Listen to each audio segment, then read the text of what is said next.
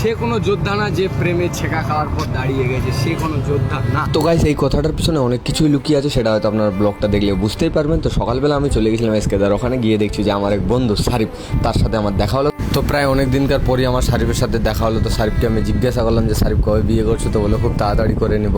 তো তারপরে গাইস সারিফের সাথে দেখাশোনা কমপ্লিট করে আমি চলে গেছিলাম একটু হাইওয়ের দিকে, কারণ আমাকে একটু ভালো লাগছিল না। তো গিয়ে ভাবলাম যে একটু ভিডিও বানিয়ে নিয়ে, কারণ অনেক দিন ধরে ভিডিও আপলোড না দেওয়ার কারণে পেজটা একটু মাইনাসে চলে এসেছে। সে কোনো যোদ্ধা না যে প্রেমে ছেঁকা খাওয়ার পর দাঁড়িয়ে গেছে, সে কোনো যোদ্ধা না।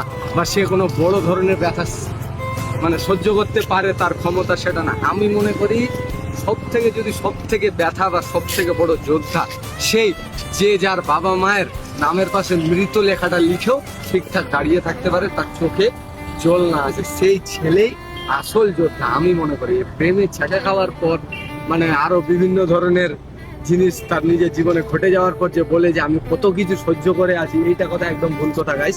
তো গাইস, এই ভিডিওটা বানাবার পিছনে একটাই কারণ, আমার এক বন্ধুর বাবা অনেকদিন আগেই মারা গেছিলো, তো আমি সেটা জানতাম না। তো আমার বন্ধুটাকে আমি জিজ্ঞাসা করেছিলাম যে ভাই তোকে খারাপ লাগে না?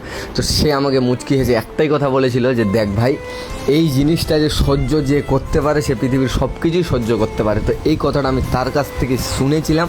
তারপরে আমি মনে করেছিলাম যে পৃথিবীর যদি সর্বশ্রেষ্ঠ যোদ্ধা কেউ থেকে থাকে তো সেই ছেলে যে যার বাবার নামের পাশে মৃত লেখাটা লিখতে পারে।